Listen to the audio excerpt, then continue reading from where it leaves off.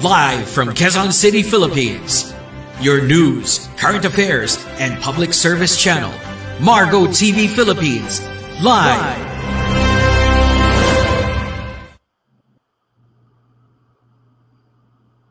Okay. Magandang gabi sa ating lahat. Buong Pilipinas, Luzon, Visayas, Mindanao. Ang ating pangalawang episode na napakabagong programa dito sa Margo TV Philippines. CCW Bantay Kalusugan, ang inyong broadcaster, ang inyong prinsiping manggagamot, Prince Tumawis. Mga kababayan, sadyang kailangan ko munang i-share itong ating live sa social media. Okay? While nakikinig po kayo dyan, nanonood po kayo dyan sa ating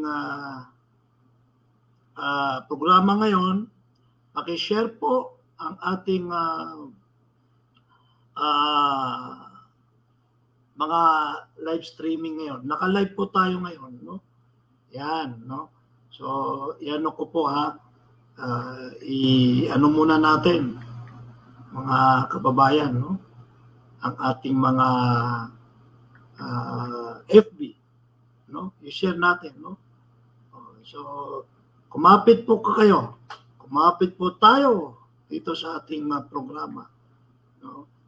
Sa Margo TV Philippines, CCW, Citizen Climates, Bantay Kalusugan. Sabit lang po, mga kababayan, no? Ayan, marami na po tayong taga-subaybay sa panahon ngayon, no? Yun. Okay, so for the meantime, I will ano natin itong mga yan, share natin, no? Yan. So, one more. Yan. So, dyan po sa inyong mga comment, pwede po kayong mag-comment, magtanong patungkol sa kalusugan. Okay? Yan, no? So, we have 1 hour, isang oras na talakayan patungkol sa kalusugan. Ako po ay isang doktor ng medisina, no? Hindi po tayo konduktor o kaya doktor kwak-kwak, no? Hindi po tayo ganoon, no? So, tama-tama itong programa natin na Miyerkules alas 8 ng gabi hanggang alas 9 ng gabi. Ang pag-uusapan lang natin ay mapatungkol sa kalusugan. So, napaka-importante po itong kalusugan na to, no? Kasi mahirap man o mayaman, ay pinag-aralan, walang pinag-aralan. Kung kahit anong nasyon ka, ay kalusugan pa rin ang dapat nating pangalagahan, no? Ang kalusugan, ayan ang totoong yaman. Yan ang totoong makatotohanang kayamanan natin, no? Sapagkat pag mahina ang kalusugan, ay lahat ay babagsak na, no? Kaya sa amin sa Citizen Crime Watch, sa pamumuno ng aming National President, Jigs Magpantay Jr., at sa ang aming National Chairman na si Attorney Ferds Topacio, no? Kami po ay itong CCW. Siyempre, ang aming mga BOT members, mga boards, as a board national, no? Talagang nagsusumikap, kahit voluntary po itong ano natin, no? Itong grupo natin, no? Humanitarian voluntary organization ng CCW, ay talagang tayo po ay bibigay effort, no? Nagbuboluntaryo, no? Na magserbisyo sa ating mga kababayan, no? Dito sa ating bansa. Ang aming organization ay tumagal po na yan ng 3 dekada. Yung aming founder na si Attorney Villegas, no? Villegas Jr., no? Kailan lang, 2 years ago yata siya pumanaw, no? Mga 80 plus na yun ang edad niya, no? Sa COVID po yun. So, ano po yun? Talagang napakalakas. So, kailan lang pumanaw ang aming founder. So, talagang ito ang mga naiwan niya. Kami po ang mga pumalit, no? Ewan ko, ako yata yung pinakabatang membro ng DOT, no? Ng Citizen Crime Watch, no? So, marami po kaming mga programa dyan. Anti-criminality, no? Nandyan yung, siyempre, pag may krimen, may corruption yun. Diba? So, pag may corruption, may, yan, walang katahimikan. No? So, yan po ang aming organization, Citizen Crime Watch, mga kababayan. Ngayon, pangalawang episode pa lang natin to. No? We can comment, ha? Nandito po tayo sa live. No? You can comment us. No? Anytime. Nandyan, no? Nag-share na. So, nilagay talaga natin sa gabi. Nung last episode, nandyan mismo ako sa studio. No? Diyan sa may Quezon City, sa West Avenue, Quezon City, diyan po ang aming national headquarters, national office ng Citizen Crime Watch. At diyan natin ni-launch itong programa nating CCW, Bantay Kalusugan. Tulad ng sinasabi natin, ay yan po ay ano po natin, ni-revive natin ang Bantay Kalusugan. Sa mga tuwid, mga kababayan, ito po ay, ako po ay nagsusulat ng periodiko rin po ako, kolumnista. Membro tayo ng National Press Club. Kasama ko dyan, siya ang ating buting National President, si Jigs Magpantay. Meron po tayong dyan sa Bumba, sa Saksi Publishing, no? Sa mga tabloid, no? Nagsusulat tayo dyan ng ang ating column dyan ay Bantay Kalusugan. Ang pinag-uusapan natin dyan sa ating mga sinusulat dyan ay lahat ng tungkol sa kalusugan at saka siyempre ini-insert ko doon yung political, nililate ko yung kalusugan sa political setup sa Pilipinas. So, iwan ko po kung meron pa kayong mga kopya dyan. Ngayon, sapagkat busy na po ako, dito na po ako nasa sa Mindanao, ito, ni-revive po natin through broadcasting. No? So, hindi bago itong Bantay Kalusugan na to. Talagang pinili natin ay Miyerkules ng gabi, alas 8 ng gabi hanggang alas 9 ng gabi. Lalo-lalo na ating mga kababayan ay talagang sila ay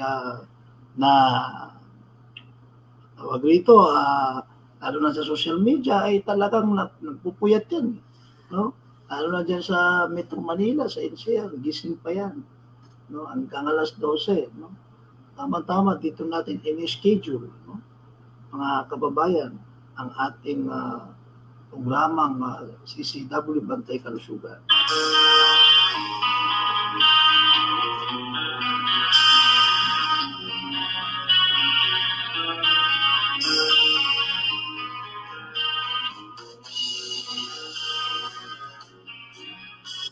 Mga kababayan, nag-start po tayo medyo late na, no? Mga 20 minutes na ngayon na kakalipas lang na alas 8. Dapat saktong alas 8 tayo mag-umpisa. So matatapos din tayo mga 9 o'clock, 9:22 minutes, no? 9 o'clock and 22 minutes din, no? Para sakupin yung isang oras na pag-uusapan natin. Tandaan niyo po, itong pinag-uusapan natin ay kalusugan. Napaka-importante ito.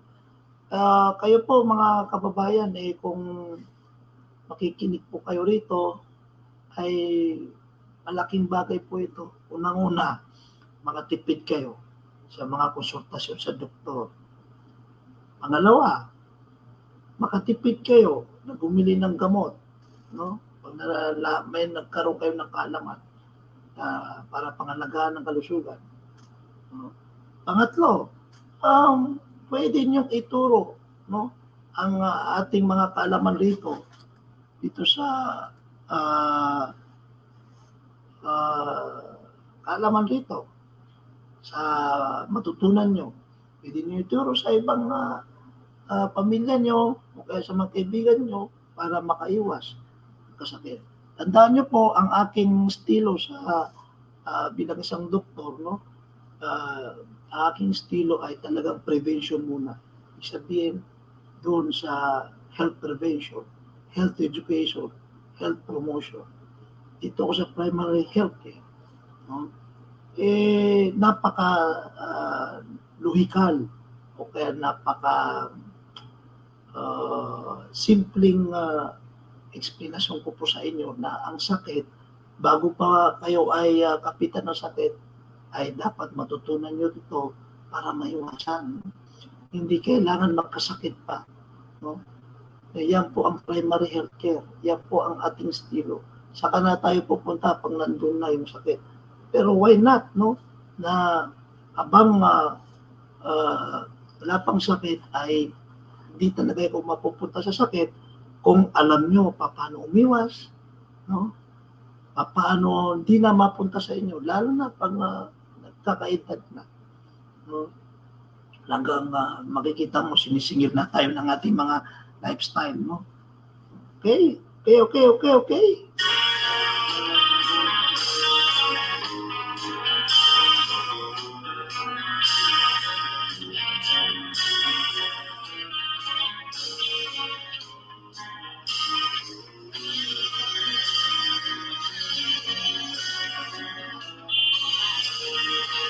Mga kababayan na Luzon, Visayas, Mindanao, ang gusto kong i-topic ngayon, though last week ay pinag-usapan natin ay yung TB, which is National TB Month ngayong August, at saka yung HIV, no?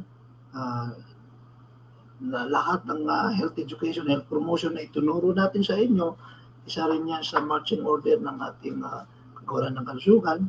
Ngayon po, ang ituturo ko po sa inyo ay tamang-tama nung itong second week yata, no? Ay asthma week, second week of August. No? So, kailangan kasi malaman natin yan. No? I mean, mapag-usapan natin yan, tapos malalaman nyo bakit kamo kailangan natin pag-usapan. To correct myself, National TB Day noong August 19 na pag-usapan natin last week. Second week is Asthma Week. Asthma. No? Siyempre, the whole August, no, is National Lung Month. Ayan. No? So, pag-usapan natin yan. Ako po ay isang namumuno sa Government Drug Rehabilitation din, no, ng Department of Health. Hindi ko muna binabanggit rito, no, kasi may isa akong broadcasting every Tuesday naman yun. Dito, lahat mag-usapan ko ibang topic, hindi sa drugs. Ito ay topic natin, no? Mga paksa natin na mapatungkol sa kalusugan. Okay? Asthma Week. Ano po ang asthma? Asthma po ang pinag-uusapan natin dyan, no? Asthma. Ibig sabihin, hika. Hika po yun. No? Sa Tagalog, hika.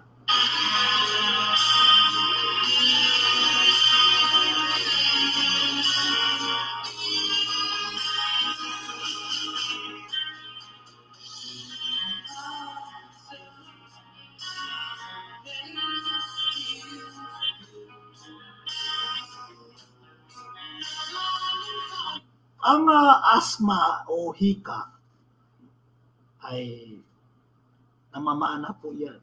Kung ang bawat both of your parents or one of your parents ay may asthma, hika, ay sa mga anak ay talagang may makakuha doon.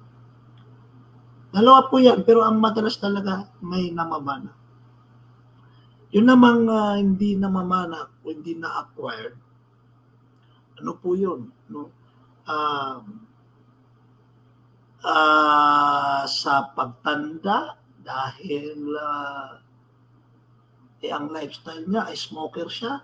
Talagang dati nung bata siya ay wala siyang asthma, tapos biglang nagka-asthma.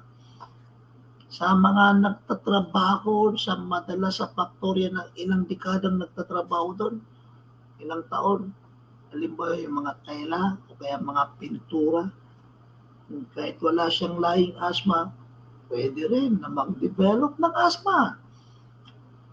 So, hindi lang po yung namamana, no? Pero yung namamana ang madalas. No?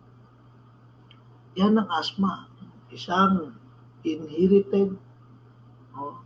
Inheritance, namamana, at saka isang acquired, nakukuha, no? Sa ating lifestyle, sa ating pang-araw-araw na ginagawa. Yan ang asthma, yan ang hika. Alam niyo po ba na ang hika ay delikado? Madali nating maiwasan yan. Kaya nga tulad ng sinasabi ko sa inyo, mga kababayan, kung nakikinig po kayo sa akin ngayon,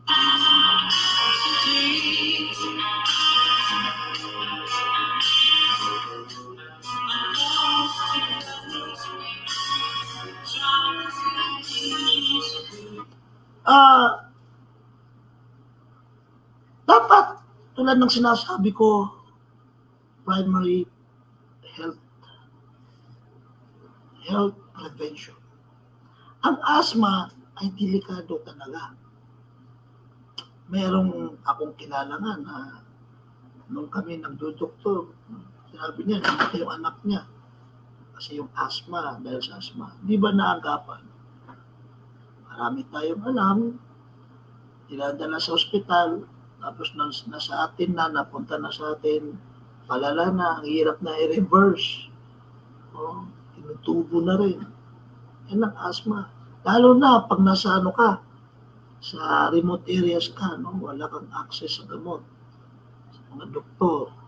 So, mangyari yan, talagang pag inatake ka ng asthma, ay magre-respiratory distress ka na.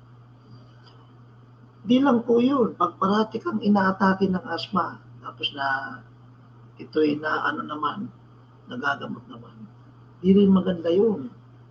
Kasi magde-develop yan ng mga magkakaroon ng infection, no? Magde-develop ng mga damage sa ating lungs, sa ating baga. Hindi po may asthma ka, ay talagang nagagamot naman.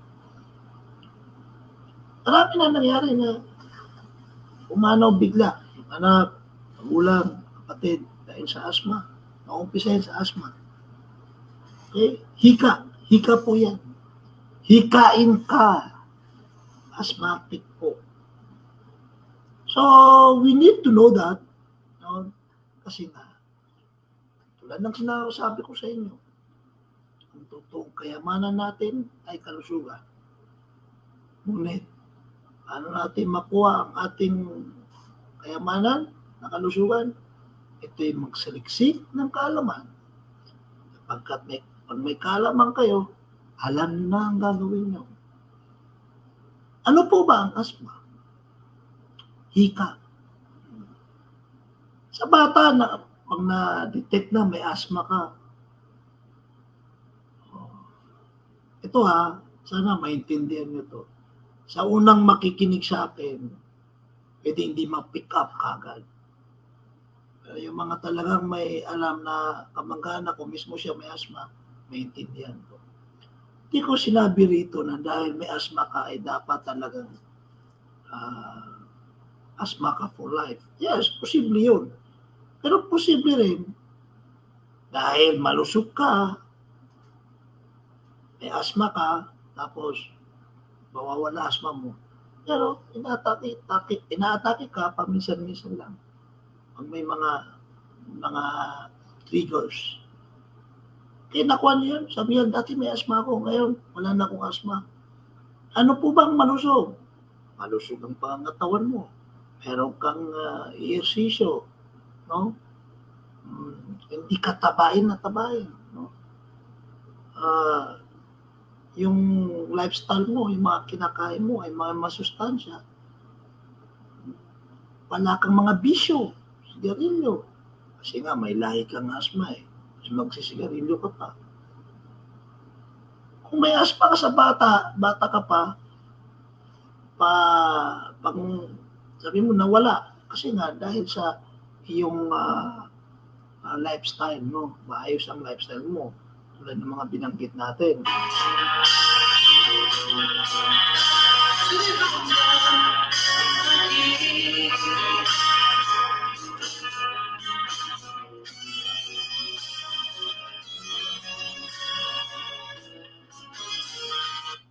Ang asma po ang hika, no?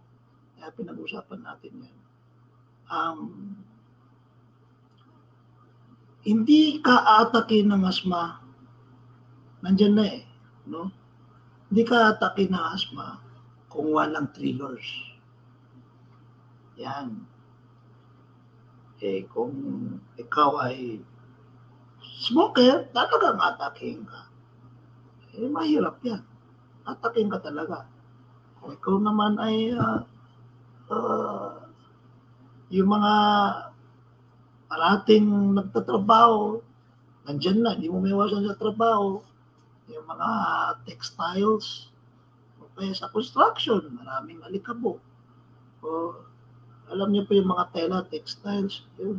O kaya yung factory ng pintura, o kaya mismo ikaw ay napipintura. No? Yan po ay talagang matitrigger ka. No?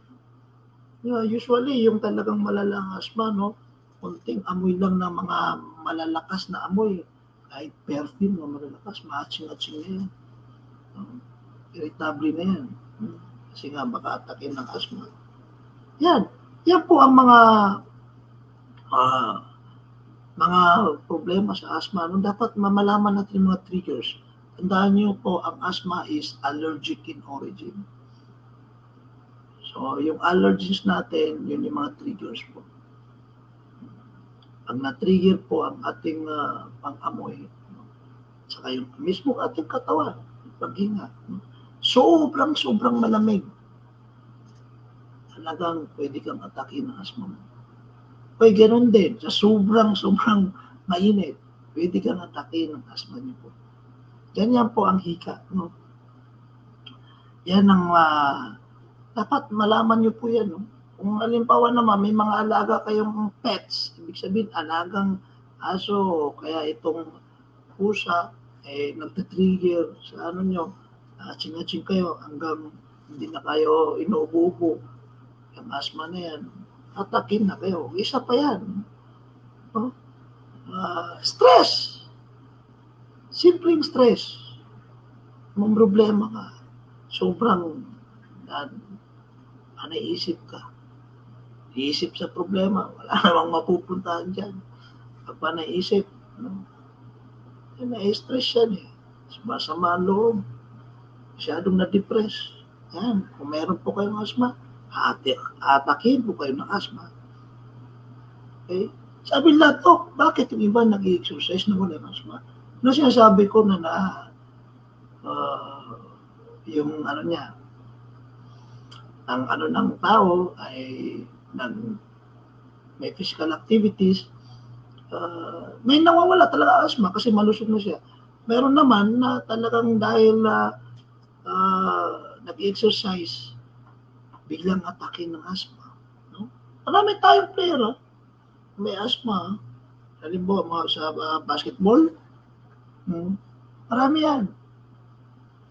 Sa basketball, yun nga lang, umpisa pa lang ng kanilang athletic early years ay talagang malusog sila. No? Nakuha niyo po yun, yung sinasabi ko, na posibleng mawala sa inyo, pero balik lang ng paminsan-minsan. Sabi, bawal na, itong anak ko may asma, bawal na siyang takbuhin, bawal na mapagod, ay mali rin po yun. Kasi nga po, ang malusog, no? Ang ating sa kabataan natin ay posibleng mawala yung asma natin. Kunti-kunti lang ang atake. Sana po maintindihan niyo po ako. Kasi meron din talaga na hindi healthy yung kabataan niya. Konting exercise lang niya ay atake ng asma. Di ba? Actually, makukuha niyo rin yan. Pero I prefer mag-ehersisyo. Ikaw, bakit? Pag inatake ako na asma, kasi nag-exercise ako, magpapawis ka muna. Pero meron na akong gagawin sa'yo. Kung hindi naman masyadong malala, feeling mo talagang yun ay na-atake ka, mag-prophylaxis ka ng yung inhaler. Ayaw kong banggitin yung brand, ha? Swerte naman ng mga brand na yan. Inhaler. Bago ka mag-exercise, 3 puff. Igupin mo yung inhaler mo. Okay, meron naman tayong mga ano rin dyan. Mga capsule o tabletas. Okay, meron din naman tayo yung pausok dyan. Yung sinasabi nilang tawag dito, pausok. Ayaw ko magsalita sa mga brand ng gamot, no? Yan, pwede yung salbutamol, yan, mga generic name yan. Okay? Generic name. Salbutamol, mga pratropium, yan. So, nebulizer, yan. Pero, as halimbawa, bata pa yan, tapos naging active na siya, posibleng mawala sa kanya yung asthma. Sabi ko nga sa inyo, yung asthma, allergens niya, pag kayo po ay nag-ehersisyo, malusog, hindi po yan, maayos yung mga sariwang kinakain, hindi kayo ititrigger ng allergen. Yung immune system nyo ay kayang protektahan ang pag yung allergen, no? Para atakein kayo sa asthma. Okay? Yan ang napaka-importante bakit dapat nating malaman ng hika. So sana naintindihan niyo po yun kasi baka isipin niyo na nakakalito si Duka. No? So maraming triggers. Kaya nga po, meron na po tayong mask ngayon. No? Pag may mask,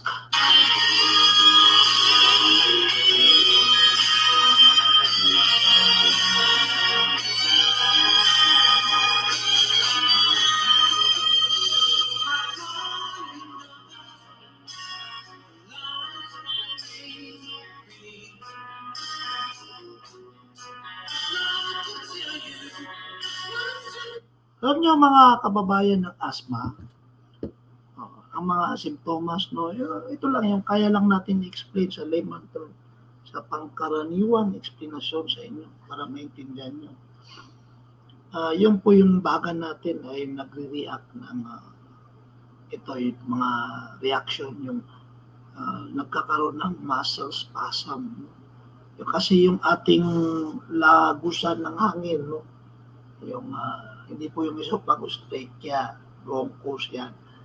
Parang tubo yan, nasa mga gitna noon, na parang gitna-gitna niya, ay may mga muscle, no? Tubo. Ngayon, nag-spasm siya, kumikipot po, no? Yung lagusan ng oxygen, ng hangin.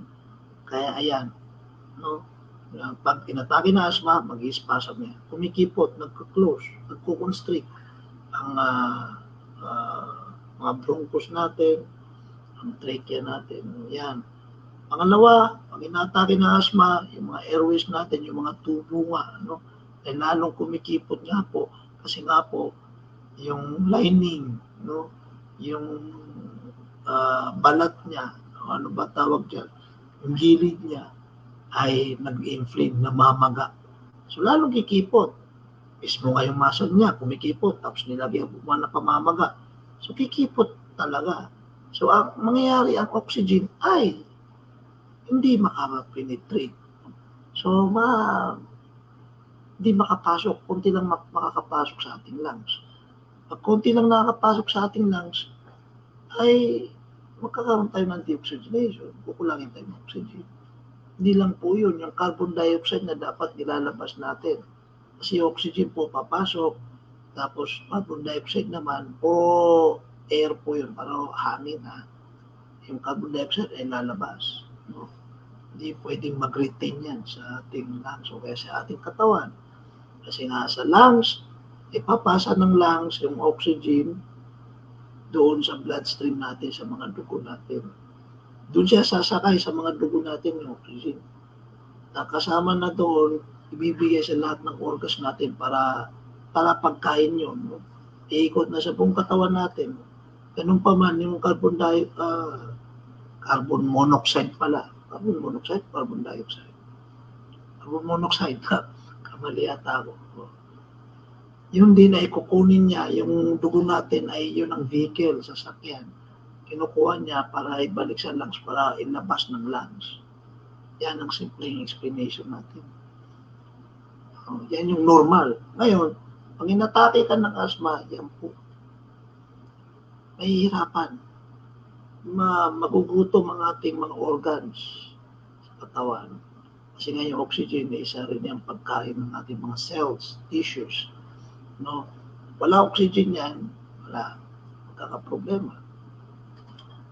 Okay? So, bukod pa doon, may mga komplikasyon yan. No?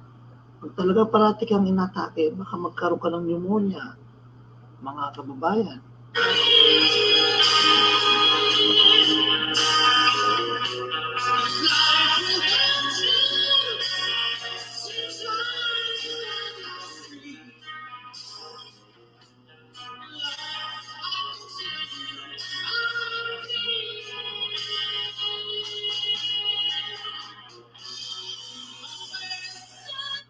Magkakaroon ka ng pneumonia, kakabit ang kahit nga yung TB no? Kaka-TB ka, no?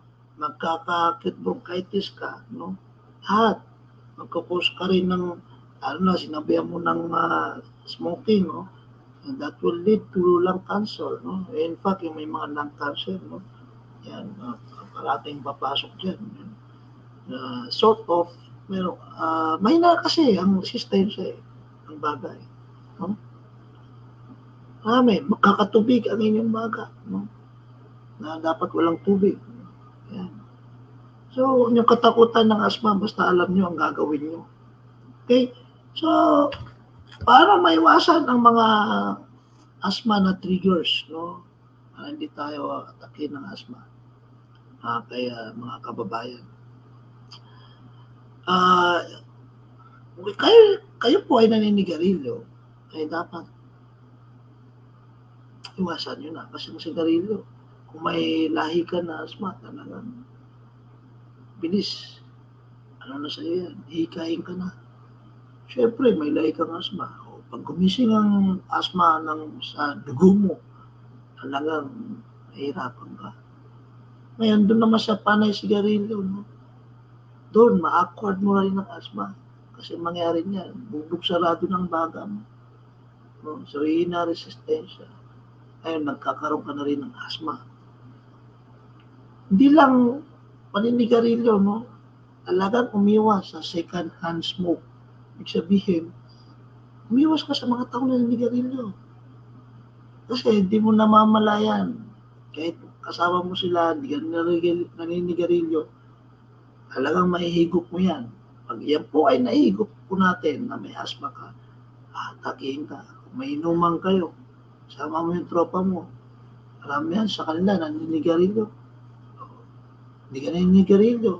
Mangyari niyan, atakin ka ng asma mo.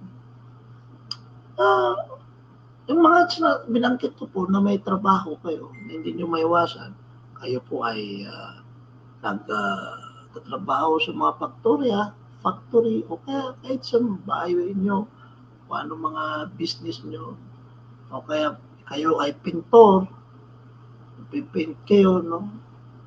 Ay talagang kailangan mag-mask kayo. Yan sa mga textile, mga telang, kahit sa bahay nga may mga ano dyan, mga tailoring, no? Mananahi, kailangan, no? Kasi yung mga textile na napakaliit, pati yung sa mga barbero na yan, o kaya mga beauty parlor na yan, dapat nakamask para hindi kayo, kasi yan ang trabaho mo, araw-araw pumapasok ka dyan, araw-araw naigop mo yan na hindi mo alam. So mangyari niyan, pag de-develop ka ng asthma, lalo na pag may lahi kang asthma. Yung mga vacuum nyo, lagyan nyo ng filters. Mahalaga yan, no? Lagyan nyo ng yung air condition nyo para natin nililinis yung aircon. Kasi usually napapabayaan yung aircon eh. Iubo pa yung pamilya pero hindi mo alam yung aircon, matagal mo lang hindi nililinis. Tama po ba? Di ba? Kung may asthma ka o yung anak mo, talagang nagugulat ka parating inatake. Nandun lang pala sa aircon. Kaya nga sa umaga, buksan ang bitana para mag-circulate na maayos yung ventilation ng hangin sa loob ng kwarto, sa loob ng bahay. Ganyan yung mga tinan mo sa probinsya, napakalusog nila doon. Sariwa hangin. No? Hindi porke naka-aircon yung bahay mo, kwarto mo, maayos yan. No. Kasi kada pasok nyo po sa kwarto nyo o kaya sa bahay nyo, nagdadala po kayo ng o anong galing kayo sa labas. No? So, tapos nakukulong siya. So, kailangan, alamin nyo po yun, no? Na dapat matutunan nyo gawin yan.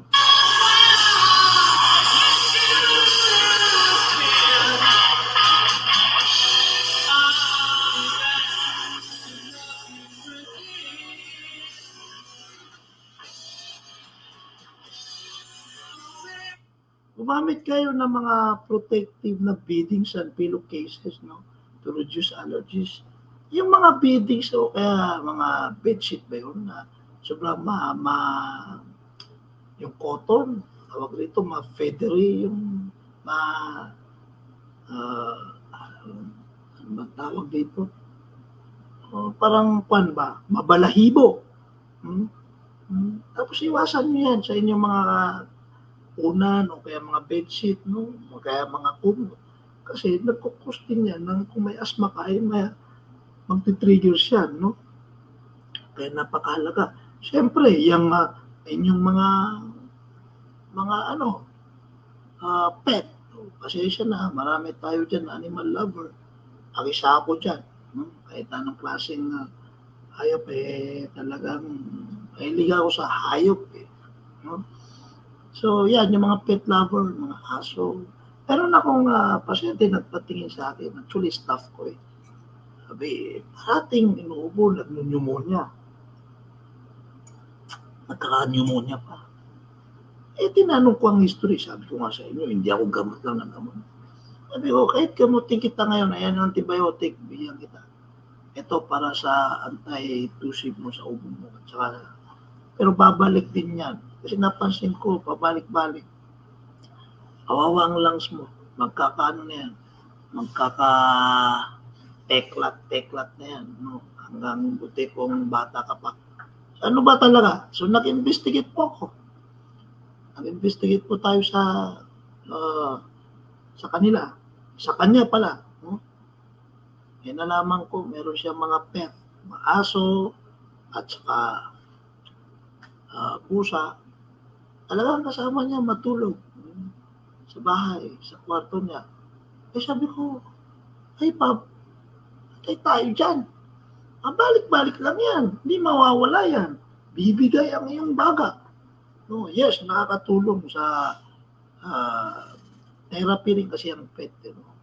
Pero kung kasama mo yan, dapat kasi nasa labas yan ng bahay. Pasensya na, kailangan nasa labas ng kwarto mo, nasa labas ng bahay mo. Simple lang, may amoy, di ba? Kung may asthma ka, di ba? Kung may edad ka na, kaya yun, ang aking pasyente, staff ko yun. Sinabihan ko, labas mo. Kahit nasabihin mo na nakakaawa yung pusa o kaya aso mo. Kailangan, mahalagan mga yan kung ikaw'y manghihina. Ayun, nailabas niya sa bahay, huwag mong ipasok sa pwede sa loob, saglit lang, tapos pag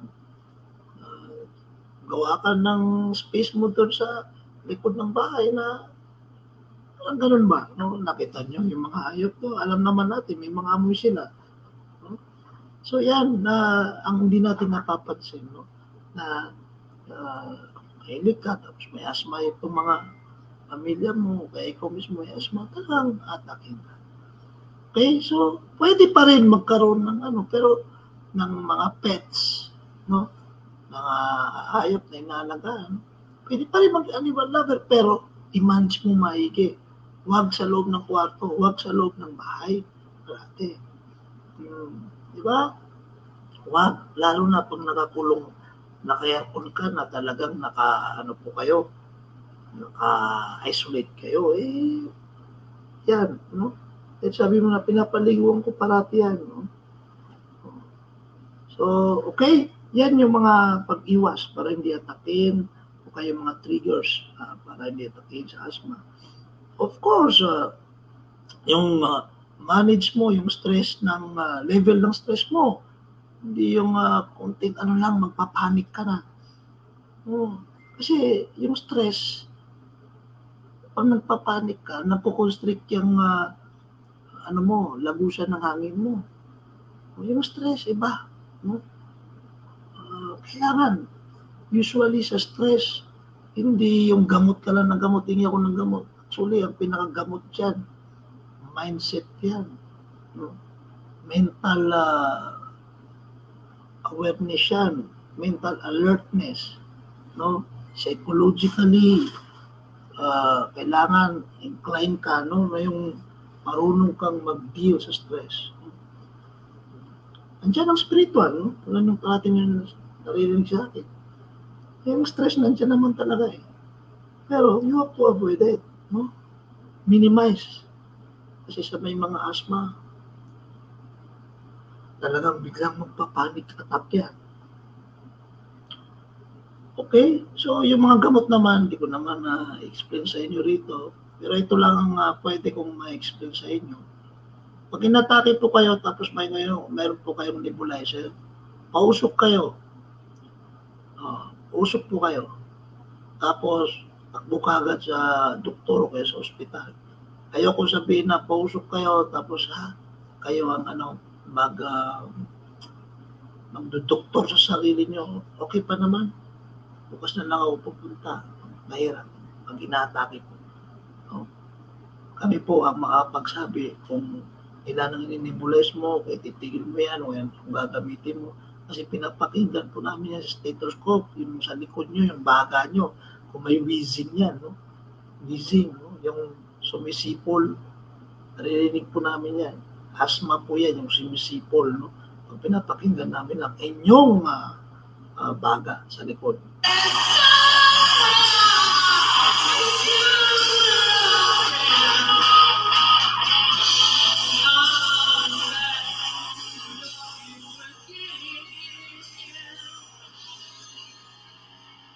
Mga kababayan, marami tayong pwedeng sabihin dito mapatungkol sa asthma.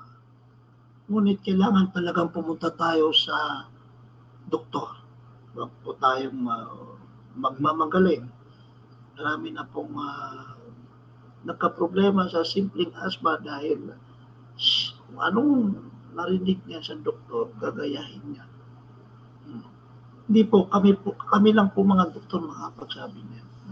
Anyway, ating gabi, oras ng gabi, natake ka na asthma, pausok ka, para lang makahabol ka sa ospital. Pagpunta mo sa ospital, sa emergency room, pwede ka naman palabasin kaagad ng doktor kung kaya ka pang palabasin eh. Tapos tuturuan ka ng doktor, ito po muna ang gamitin nyo, may nebulizer naman po kayo. Ganyan. Huwag po, marami pong nangyaring ganyan.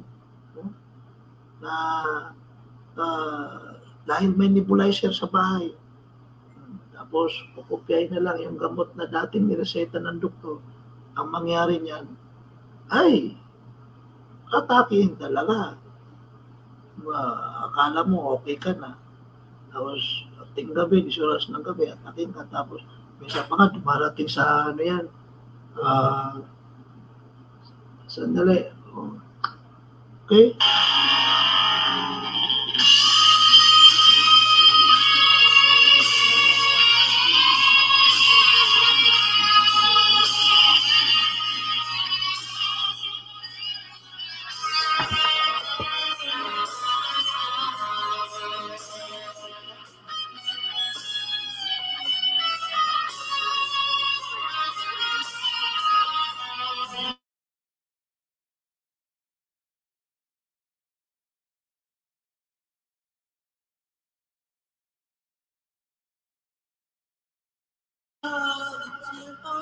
Mga kababayan, ano pa ba ang dapat nating gagawin, no? Sa asthma, no? Para maiwasan, no? Tulad ng sinabi ko, matuto tayo mag-exercise sa breathing. Kaya nga, dapat na mayroon tayong exercise talaga. Kasi physical activities. Kasi nga, yung baga natin ay malakas ang resistensya pag ito ay parang nasanay, no? Na parang nasa sports ba, no? Yung mga katawan mo ay lumalakas, no? Yung namang pinagbabawal natin mag-exercise, yun yung malala na hindi malusog na may asthma, no? Pero pag bata ka, pwede nga alam mo, gusto kong bigyan to ng emphasize. Kasi totoo, kung bata pa yan, yung asthma, tapos naging active siya, di na siya inatake ng asthma.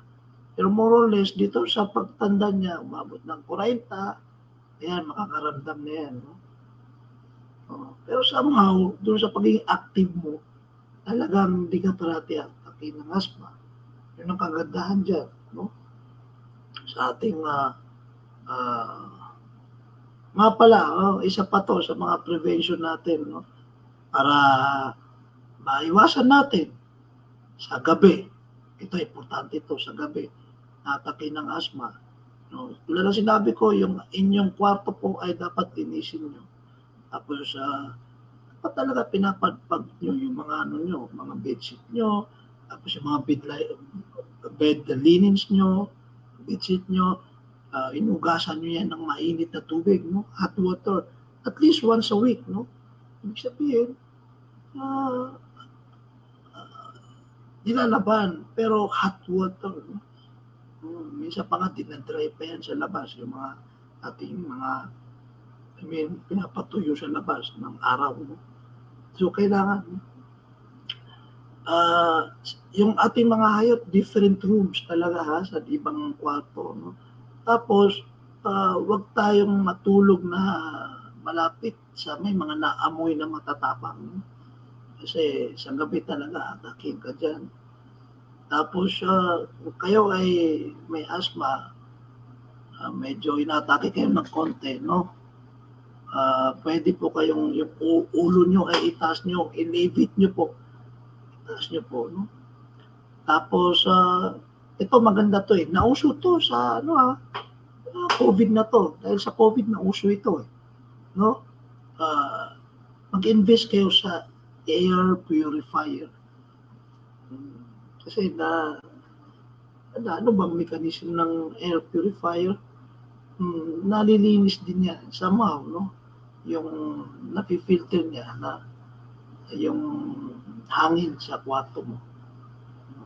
Tapos, sineswitch yan, no? May humidifier yan eh. Ibig sabihin yung moist, no? So, mura na yun ang mga air purifier, no?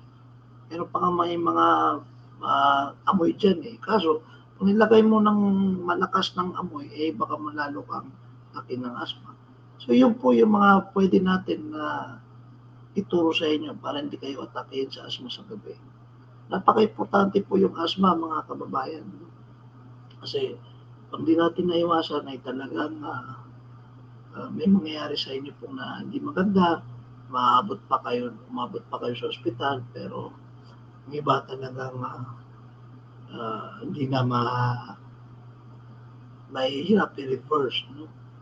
So, madali lang po ang asthma. Huwag niyong pahinugin. Yung sinasabi natin,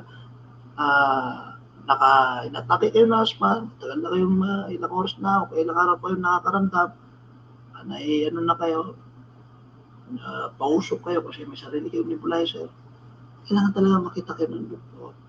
Kasi nga po, namamagayan yung bagan nyo eh. No? Akala nyo nawala, tapos mamalik. Kasi meron po kami mga binibigay dyan pag alam namin na asthma, parati inatake, hindi na usok eh. may ini-injection po kami ng mga hydrocortisone, steroids, kasi namamaga na po yung linings ng inyong baga. Kaya yan ang mga nangyari. Tapos kakapit na, papasok ang mga bronchitis, mga pneumonia, viral o bacterial pneumonia. So, maraming beses tayo nakakita ng cases na ganyan.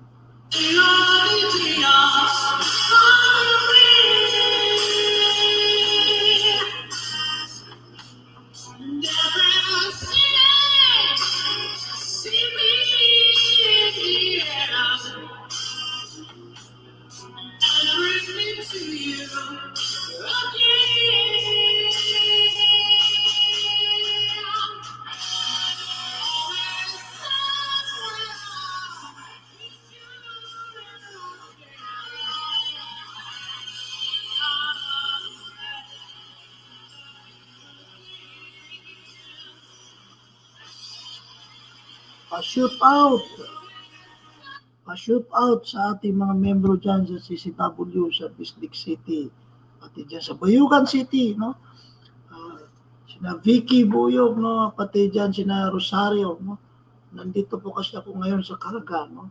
So ito mga ginagawa natin na humpay na nagsiservisyo sa ating mga kababayan, kahit na po na ang aming stasyon ay nasa Quezon City, dahil dito sa ating platform, no, we can still air our programs, no, public service, no, na kahit nandito po gabing-gabi dito sa Mount Magdiwata, ang aming serbisyo sa CCW ay patuloy na inaabot namin sa ating mga kababayan. No? Ayan po, no. So kami po sa CCW, gusto ko rin i-shoot out ang yang si Jay Gaspar ng Region 3, no? Napakasipag na. At saka si sa Region 10 si Ken Mark, no? Napakasipag yan. Siya ang RD natin ngayon diyan, no? Ang VP for Mindanao natin si King Tumawis, no? Yan, no? Yung masigasig nating RD ng LTO. Tapos ito po ang yung gusto ko rin ipaalam sa inyo. Okay? Para kayo po ay bukod sa help, no? Ito ay inano ko to. Ginag-grab kong opportunity po ito sa mga kababayan para ipaalam sa inyo na itong programa natin na CCW ay dapat malaman nyo. Hindi dahil sa gusto namin magpakitang gilas, kundi kailangan namin i-correct sapagkat 3 dekada na po kami. 3 dekada, no? Ang CCW. Ngayon, dahil sa matagal na pong CCW, ay mayroon pong mga impostor. Ang karamihan sa amin ay mga nag-impostor sa amin ay mga galing sa amin mismo. Galing sa CCW. Alam naman natin na karamihan sa organization na ay nahahati. May mga breakaway. Pero kami po, nandiyan pa rin ang Citizen Crime Watch. No? Ang ating Citizen Crime Watch nandiyan pa rin. Ngayon po nung nag-complain na po tayo sa Security Exchange Commission kasi madami ito mga dati nating membro tumiwalag, no? Nagbuo ng sarili nilang organization, no? O babanggitin ko po, no, nag-complain na po kami, no? Represented by our National President Jigo L. Magpantay. Kami po ang Citizen Crime Watch Association Incorporated. Ito yung mga due to infringement of corporate name in violation of Section 18 of the Corporation Code of the Philippines. Yan, for change of name. No? Ito kasi mga to no? Itong Crime and Corruption Watch International Incorporated. Yan, no? Hindi ko na lang sasabihin kung sino man nakarepresent ito. Mga dati namin itong membro Ito pa, bago-bago lang ito wala pa yata ng 1 taon. Citizen Crime Watch Internationally Unified Force on Anti-Crime and Corruption, CCWIO FACC, sus, Marius. Nahaba-haba. Meron pa, United Citizen Crime Watch, UCCWI. Ano ba yan? No? Baka maging UFC pa ito. Ito mga to, no? Meron pa, Citizen Crime Watch Association Incorporated. Ay, mabigat to ha. Almost pangalan namin to, no? So, kailangan sampahan na to sampahan na po kami ng reklamo sa Citizens Commission. United Citizen Crime Watch, UCCW. Ay, talaga naman to mga gunggong na to, no? Citizen Crime Watch, Zambales. Aba, may sariling CCWZ. Meron kaming chapter dyan. No, ito, nagsarili. Ito mga gunggong na to. Citizen Crime Watch Philippines. Ano ba to? Nakakapanginayang, mga kilala natin ito. Mga dati nating membro. Mga tinitingala ko yung iba dyan. Nakakasaman ng loob. No? Matanda na nga. Tumanda na nga ang paurong. Alam naman itong Citizen Crime Watch natin. Itong dekada na. No? Tapos bakit kailangan humiwalay? Humiwalay ka na lang, mag-create ka ng ibang grupo mo, pero hindi dito sa CCW. Di ba? Gawin mo na lang WCW. Ito kasi puro So, kailangan yan, parang ganito yan, mga kababayan. Ang Jollibee. Gagayahin ko ang pangalan ng Jollibee. Sabi ko, papatayo ako ng fast food chain, CCW, Jollibee. Sabihin mo, Jollibee International, Jollibee International, may kaso yan. No? Infringement yan. Sabihin, huwag kang gaya-gaya ng pangalan. No? Meron dapat na ownership dyan. So, itong nangyari sa atin, gusto ko lang bigyan ng emphasis to. No? Lalo na, marami na silang mga recruit yung iba. Pero ang ating mga CCW nandiyan pa rin. No? Nandiyan pa rin. Lalo na dito sa mga laylayin, marami tayong membro na matagal na. Mga senior, no? Mga junior, senior. No? So, ang Citizen Crime Watch, mga ating mga membro, no? Ayan, actually, inaano rin nila yan tawag dito, ino-convince din nila Kasi they used to be CCW members. Ito mga nag-create ng bagong organization. Okay? So, yan po. Kami po ay dito sa Citizens Commission. No? So, sabi nga nila, ang katotohanan ay mamamayagpag pa rin. No? Kahit anong tago mo, yan, uusok din yan. Lalabas pa rin yan, mga kababayan. So, suportahan natin ang ating mga kababayan.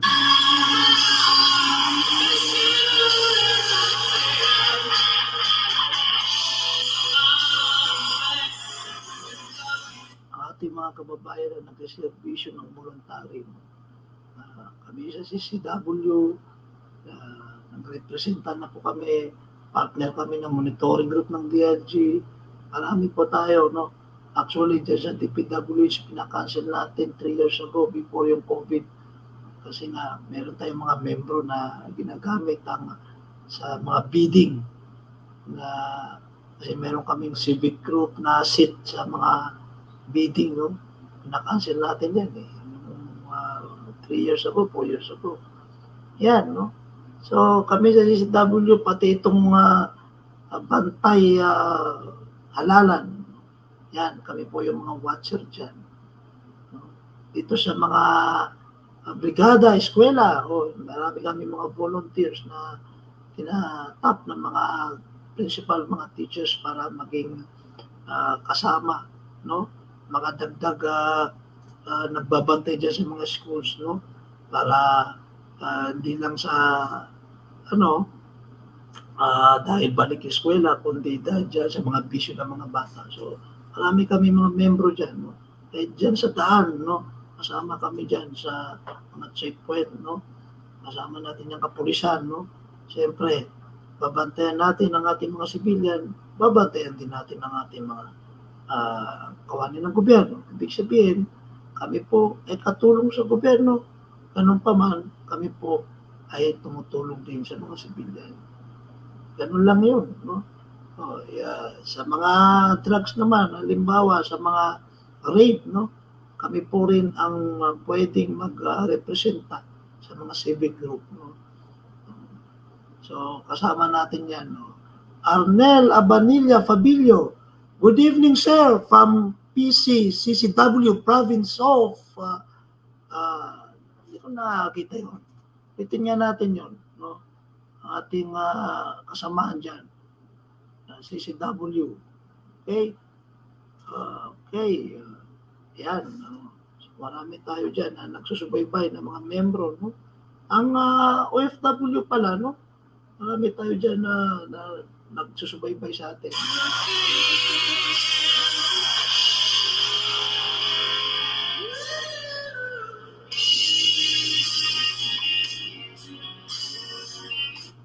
Si Sir Arnel Abanillo Fabilio, good evening, sir, from PC CCW Province of Antique. Yan yung mga membro namin sa Antique, chapter ng provincial ng probinsya ng Antique, no? Marami po kami actually, lalo na dito sa mga probinsya. We're about more than 1 million kami. Dati pa yun, ha? Kahit na marami itong mga kumakalas sa amin, na nag-create ng grupo, wala namang interest yan, kundi pera, Diyan pa lang sa membership, Ha? Gano'n naman talaga, okay?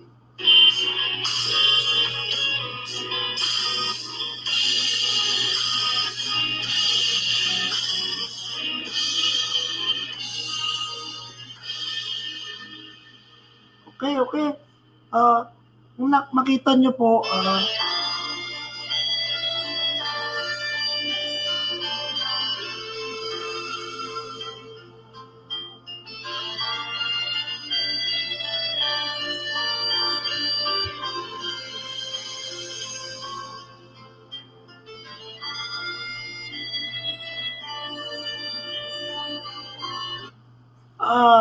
si Arnel Abanillo Fabilio, ang ating CCW from the province of Antique. Magandang gabi sa inyo dyan, no?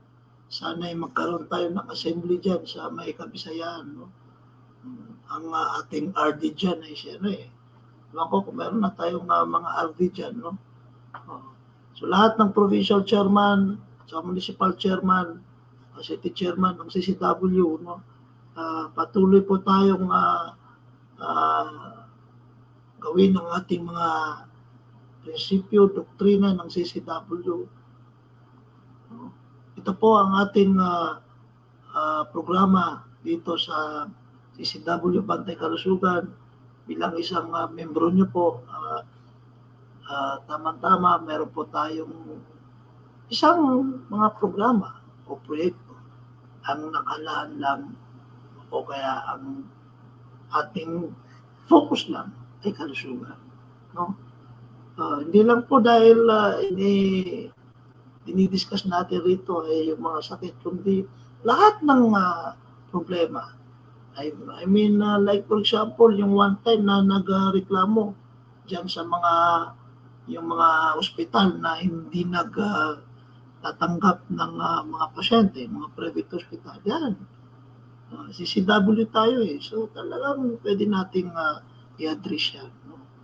Yung mga private hospital, may batas po tayo dyan na hindi kayo pwede tumanggap ng tumanggi ng pasyente. No? Kailangan tingnan nyo muna. Mayroon dapat kayong first aid. No?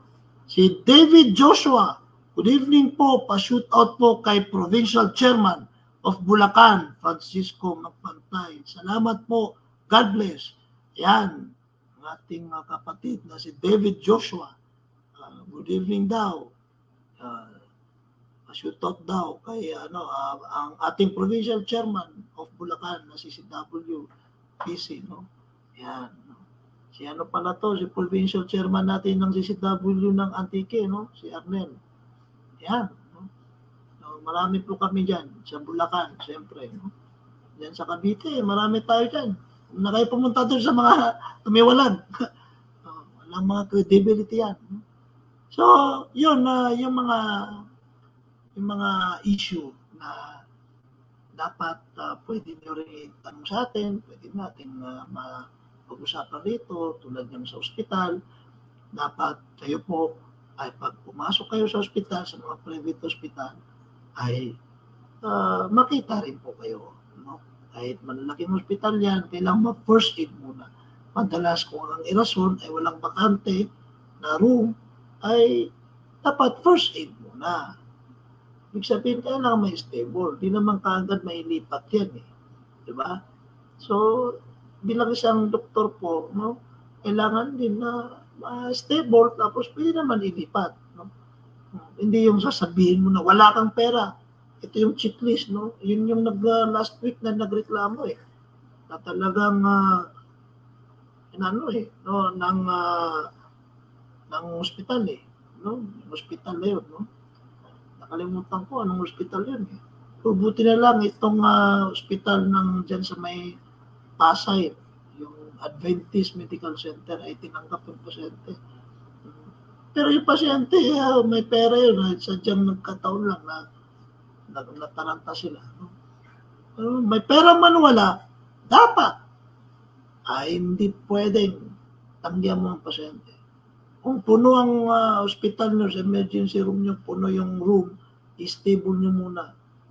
Pakiusapan nyo. Alam ko mahirap din ang trabaho nyo dyan sa emergency room, pero pakiusapan nyo, ipaintindi nyo. Ako po, pag ako'y nag-duty sa emergency room dati, talagang kailangan mas mahabang pasensya natin. Kung nagwawala ang ating mga kamag-anak ng pasyente o mismo pasyente, hayaan nyo sila. Kasi natataranta sila. So, explica lang ng maayos. Tapos, bigay ang first aid. No? Kasi kailangan po yun. Kailangan maramdaman muna nila na inasikaso sila. Tapos, pag medyo na liuswasan sila, yan. Kung wala talagang kwarto, ay talagang i-refer natin. Usapan natin, nandun na lang kayo sa ibang ospital, pero sasabihin nyo na pwede pa tong ibiyahe. Pero pag hindi pwedeng ibiyahe, ang pasyente, huwag mong pilitin yan. Kasi kayo sa ospital, baka kayo ay alam niyo po yun. So, may batas na malalabag po kayo. Okay?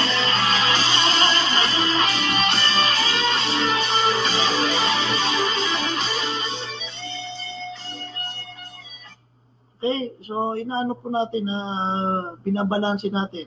Siyempre, may mga karapatan din. Sa susunod ng ating discussion ay ang tatalakay natin ay yung patient's rights, no? Patient's rights, karapatan ng pasyente pag papunta sa ospital, pag nasa ospital na, no? Tapos, dahil balanse nga itong ating broadcasting, no? Didiscuss din natin yung rights ng ospital, no? O kaya rights ng health providers, rights ng karapatan ng mga health workers. So, para mabalanse natin, no? Nang sa ganun, ay kung maraming makikinig sa atin, no? Ay malaman niya bawat sa atin ay may karapatan para hindi tayo magkaroon ng conflicts, no? Yan po, balanse po tayo. Hindi lang natin na pinapatikos rito, no? Pinapantayan ay ang mga private sector, no? Kaya ang gobyerno, kundi kayo rin mga civilian, no?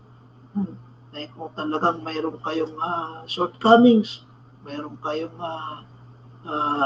kahinaan din, ay hindi pwede. Okay? Balanse po tayo. Yan ang ating estilo, no? Bilang isang kasama nyo sa CCW, siyempre yan din ang doktrina sa atin ay balanse tayo. Hindi tayo pwedeng dito lang tayo sa side na to. Pagtatanggol natin to kahit na mali. No? Okay? So, yan po ang Citizen Crime Watch. Uli, tayo po ay inabot ng 1 oras na, no, sakto, 9:24. Alas 9 ng 24 ng hating gabi na. Though wala po ako sa stasyon, dito po ako sa Mindanao, patuloy natin itong programa natin.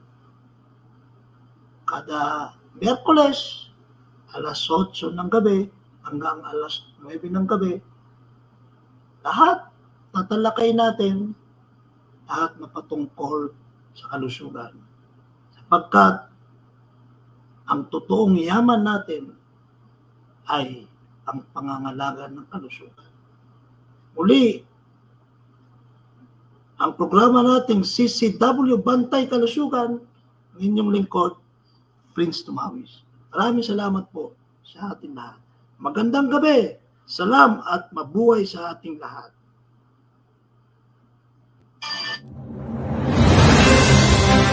Live from Quezon City, Philippines, your news, current affairs, and public service channel, Margo TV Philippines, live